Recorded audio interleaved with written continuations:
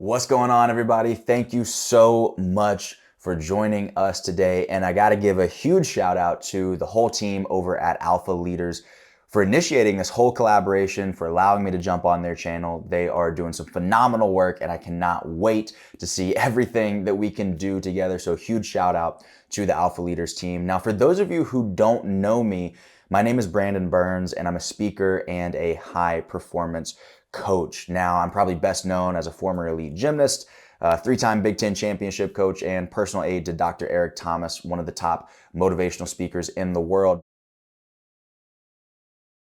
My real passion is helping people live up to their potential. Like, that's what I am wired to do. I am a strategic coach that helps people reach their peak potential because I just believe that's how the world becomes a better place. I think that when each individual really taps into what they're capable of, when we all strive to do all that we can do and be all that we can be and impact as much as we can possibly impact, that's how the entire world just progresses and moves forward. So that's what I want to do today with you and me right here, right now. So I want to talk about a few things to help us get there. Number one is leadership. Then we're going to talk about maximizing your potential. We're going to talk about overcoming adversity, and we're going to talk about belief and building and fostering that belief in yourself. But I got to start with leadership because I feel like this is something that we're just lacking in our society today. Like, I don't know what changed or when the shift happened, but I remember when I was growing up, everybody wanted to be a leader. Like, everybody wanted to be the big boss. Everybody wanted to be the guy in charge. And all of a sudden,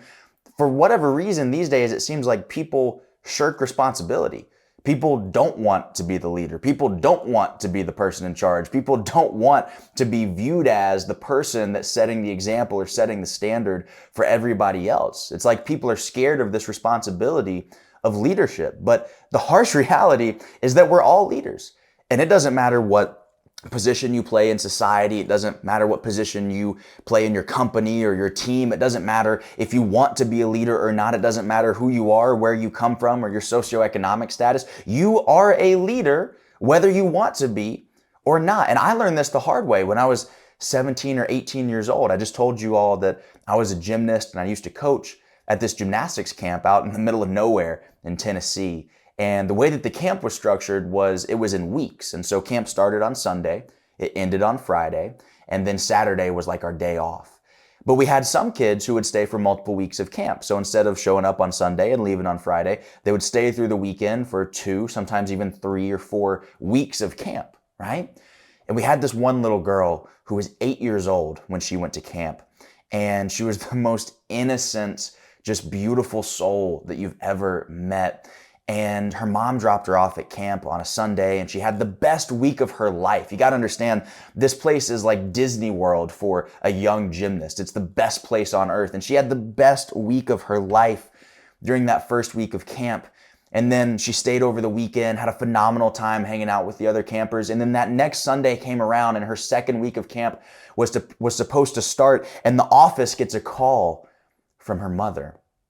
She said, "I'm on my way there to pick her up." We said, "What happened? What's going on? She's supposed to be here for another 2 weeks. What happened?" She said, "Her father, my husband, just got in a car accident and passed away."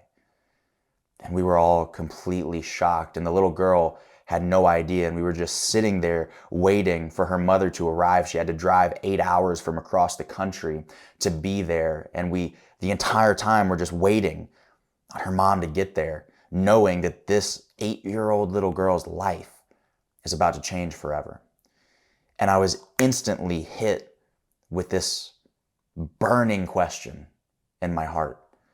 And I said, I wonder if that little girl watched me do anything this week that might help her even 1% get through what she's about to go through. Because see, I worked with that girl personally. I worked with her. I coached her. She interacted with me. She communicated with me. I want to know, did she watch me lead people? Did she watch me handle adversity? Did she watch me conquer a challenge? Did she watch me in a moment of frustration and anger and sadness or whatever was going on with me? Did she watch me handle myself, conduct myself in such a way that might make it just 1% easier to deal with the biggest tragedy of her life that is about to happen. See, there's somebody somewhere who's watching you. Even if you don't think that there is, even if you think that you're somebody that could never possibly be a role model, if you think that you are somebody that because of your past or the sins that you have committed or because of who you used to be or the things that you used to do, if you are the type of person that thinks that nobody would ever look up to you, that you would never be a role model for anything, I promise you one thing, you're wrong. Somebody's looking to you as an example. Somebody is looking at you, and it might be completely subconscious. It might be somebody you've never even met. It might be somebody at the gym that you go to every single day, and they watch how you do those sets, and they watch how you handle it when it gets difficult. It might be somebody at work. It might be one of your employees or your coworkers, but somebody watches the way that you react under stress, under pressure, under adversity and opposition, and they're looking to you to set the example. And I don't really care if you don't want to be a leader. Because you have to be. Because you are. Whether you want to or not, you are setting an example for somebody. The only question you have to ask yourself is, what type of example do you want to set? Do you want people to be better? Do you want people to be more equipped to handle adversity because they interacted with you? Do you want people to be better prepared for their lives simply because of the life that you lead? What example do you set as a leader? Because whether you want to be one or not, you are. Now, here's the thing about it. You can try and shirk off this responsibility of being a leader, or since it's going to happen anyway, since you're going to be a leader anyway, you can embrace that responsibility. You can embody that responsibility. You can take on that responsibility willingly and openly, and you can treat it as an obligation, because once you do, you will be able to outcompete anybody else. Because until you begin to view leadership as your responsibility, as your obligation that you are expected to execute with excellence, you can't compete with somebody like me. You can't compete with somebody that was born, that was built, that was put on this earth to help people. I was put here to make an impact. I was put here to help others. I was put here to lead. And you'll never be able to compete with me if you're selfish. Your selfishness is the only limitation to your potential. Your selfishness is the only limitation to what you can achieve. You were born with unlimited capacity to do whatever you want to do, to have whatever you want to have, to be whoever you want to be, but only when you lose the selfishness. Only when you begin to bring other people into the picture, because you might be willing to let yourself down. That's the reality. You might be willing to let yourself down. So if you only do it for you, you might not wake up early enough in the morning. You might not go hard enough in the gym. You might not push through it when your business goes through a slow season. You might not push as hard as you possibly can. You might not lead others the way that you really should, the way that you know that you're capable of. You might not be everything that you can be if it's just about you, because you're willing to let yourself down. But if you get to a point where you surround yourself with certain people, where you know that people are watching you, where you know that there's people counting on you, where you know that you're setting an example, when you get to a point when you're not willing to let them down, your life is going to go to a whole nother level. And the great part about it, the great part about being a leader, is that when your life goes to another level, the lives of everybody around you goes to another level.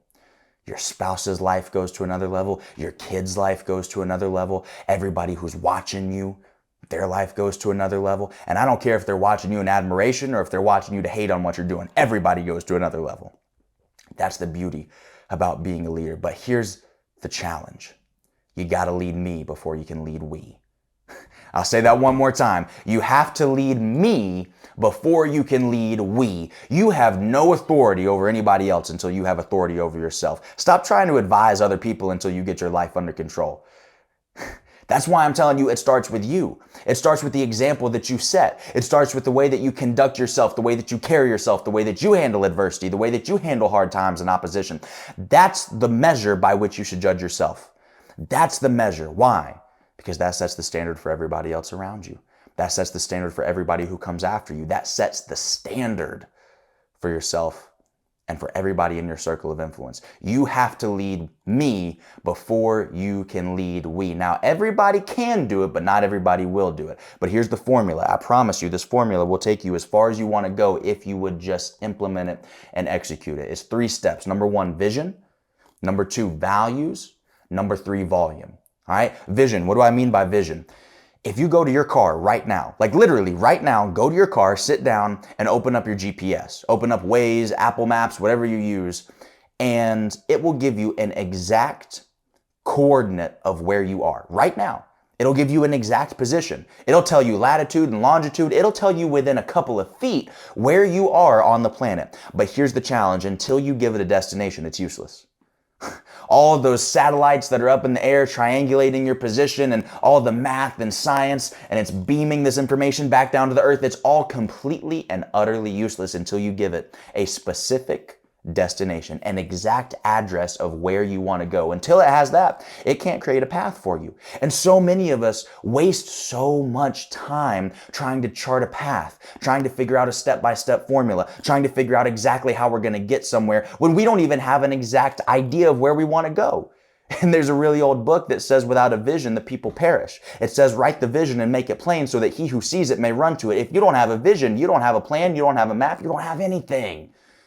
You've got to have a vision. So get specific for me. Exactly how much money do you want to make? Exactly how big do you want your business to be? Exactly how many employees do you want to have? What kind of house do you want to live in? What kind of car do you want to drive? What kind of vacations do you want to take? What kind of relationship do you want to have with your spouse, with your kids, with your employees, with your coworkers, with your friends? What kind of life do you want to live? What do you do for fun? What kind of hobbies do you want to develop? What kind of fitness do you want to have? What kind of health do you want to have? Like, you have to get specific. How much do you want to weigh? What do you want to look at? What do you want to look back at you when you look into the mirror?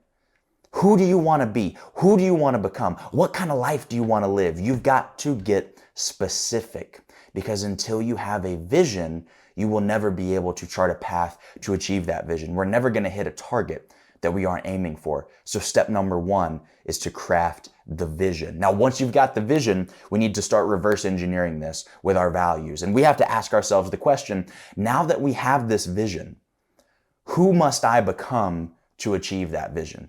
What kind of person would I have to be? What kind of values would I have to have? What kind of beliefs would I have to have if I wanted to make this vision become a reality? Who would I have to be? What would I have to believe in? What kind of behaviors and actions would I have to do? What would I need to think about? What kind of habits and routines would I need to have if I want to make this thing become a reality? So you can literally have a vision, reverse engineer it, and that becomes your plan. And you just say, okay, instead of thinking about all the different things that I need to do, why don't I just focus on all the different things that I need to become? Because when you become the right person, then the actions that you're going to do will come naturally to you. See, you can try and go work hard. You can try and be dedicated. You can try and be committed. You can try and do the things that in your mind you associate with those behaviors, with those types of people. But when you simply become that person, I need you to understand this. When you become the person that is capable and willing and deserving of getting those outcomes that you want, then the outcomes come naturally. You don't have to think too much about the how because you understood the what and you became the who. The how will take care of itself. Stop sitting there trying to come up with a 72-point plan when you don't even have a vision of how to get there and you're not even the right person. You're not even a hard worker anyway. You're not even dedicated anyway. You're not consistent anyway. So you can do the right things, but you're not going to do it with the right spirit, with the right intensity, with the right intention. And so it's not going to give you the outcome that you want. So do me a favor, focus on the vision. Focus on the values, and then focus on the volume. It's so funny when people come up to me in the gym and they'll say, how'd you get those arms? How do you look like that? And they expect me to tell them some sort of secret, some sort of tactic, some sort of technique or strategy or training method that they've never heard of, or some supplementation routine that is going to change their life. And I tell them, I did the exact same thing for 15 years straight. I worked out every single day for 15 years straight. For a decade and a half, that's how I did this. That's how I did this, as I was consistent. It was effort over time. It was work ethic times consistency. That's the formula for success. I did the same thing over and over and over and over again. When I didn't feel like it, I still showed up to the gym. When I didn't want to, I still showed up to the gym. When other things were going on in my personal life, I still showed up to the gym. When I was sick, I still showed up to the gym. When I didn't want to do it, I still did it anyway, because that's what consistency means. That's what dedication means. Inky Johnson has this quote. He says, consistency or dedication is simply doing what you said that you were going to do long after the feeling that you said it in has left. So, volume of effort over time.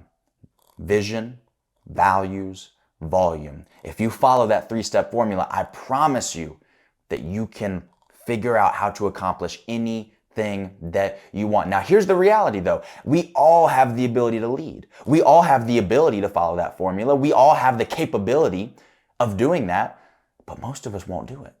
Most of us live our whole lives stuck in possibility and potential instead of purpose and performance. Most of us stay stuck, capable of so much, but actualizing very little of that potential. You know, I used to do a lot of work with Michigan State University, but I'm a University of Michigan grad. So I always like to go stay in Ann Arbor, which is about an hour and a half away from Michigan State whenever I do work for them, because that's just where I went to school. That's my college town, and I love it up there. It still feels like home. So I'll stay there.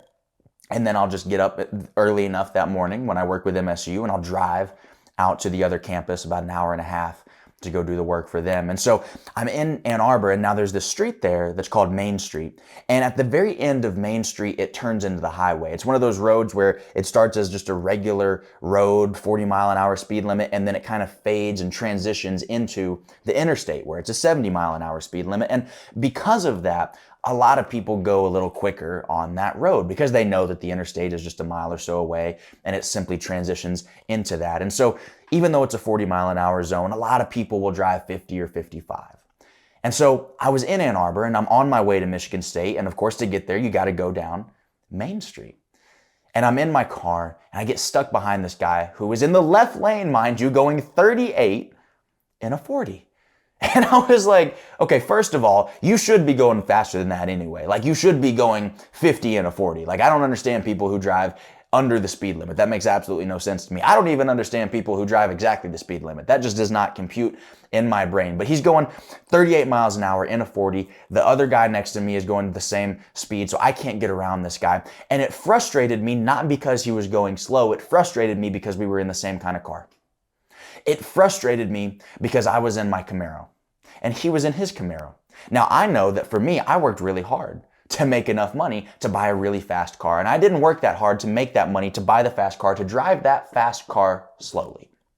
That doesn't make sense to me. So I'm sitting here thinking, I've got 450 horsepower under my hood, rear wheel drive. He's got 450 horsepower under his hood, rear wheel drive. We both have the exact same potential, and he isn't using any of it. And it got me thinking, how many of us are in vehicles that we don't take advantage of? How many of us are in vehicles that we don't use to their full potential? How many of us have the same opportunity as somebody else? We have the same ability, we have the same potential, we have the same opportunity, but we don't execute. We don't do anything with it. We just let it sit there in this constant state of potential, and we never actualize it. See, that's the secret to all of this, is you have the ability to lead. You have the ability to lead yourself and to then lead others. You have the ability to become anything that you want to become, to have everything that you want to have, to do everything that you want to do. You have the ability. You have the capacity. You have the capability. You have the potential. But you just got to put in the work to actualize it. You have to put in the intentional effort. You have to make the decision that you're not okay with dying with potential left inside of you. The one thing that I am terrified of, that keeps me awake at night, is dying. And then I get up there and I get to talk to God, and he says, look at who you could have been. And he says, you disappointed me.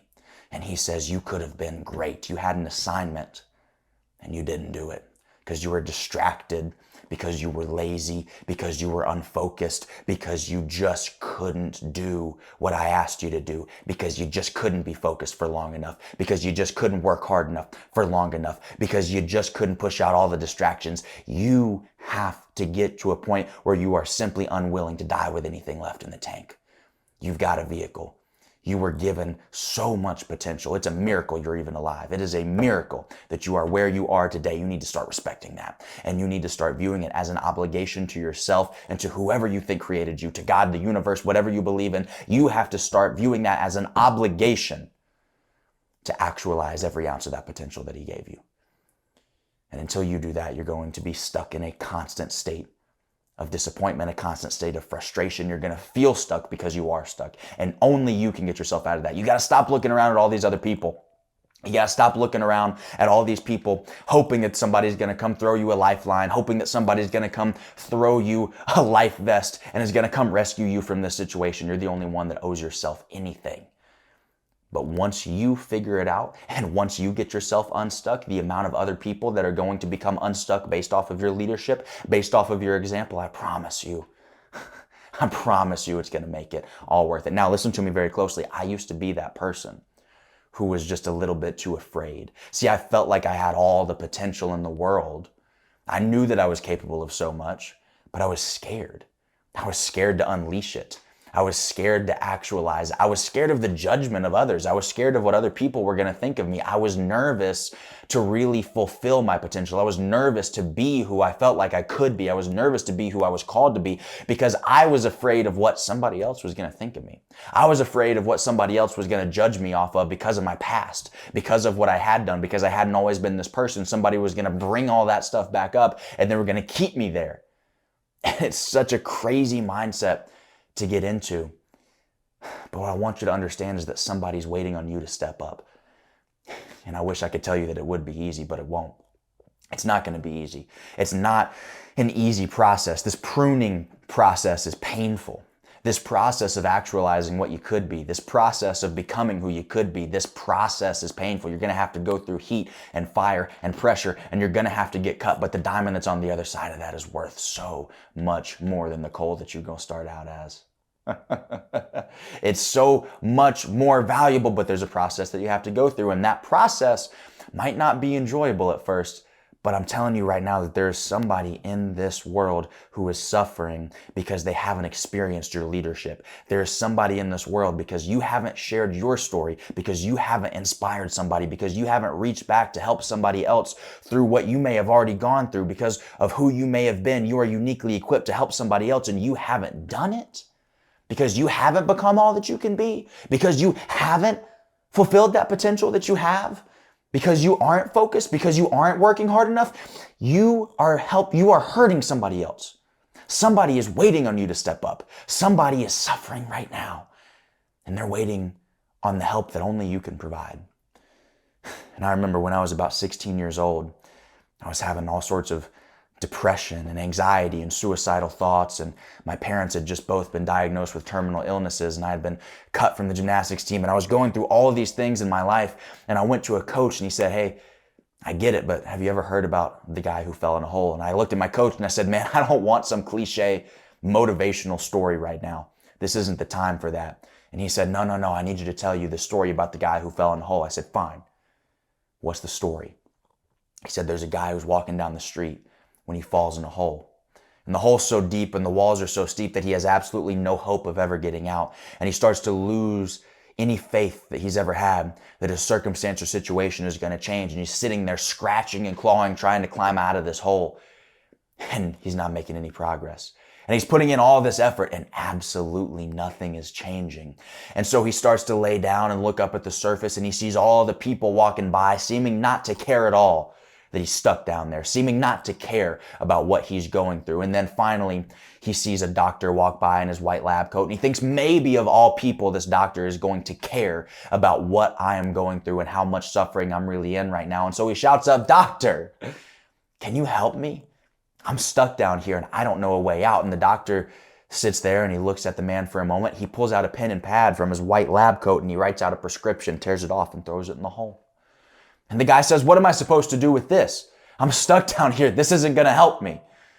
And so he starts to lose even more hope. He starts to get even more desperate. And then eventually a preacher walks by. He's in his priestly robes and the guy shouts up, Father, I'm stuck down here.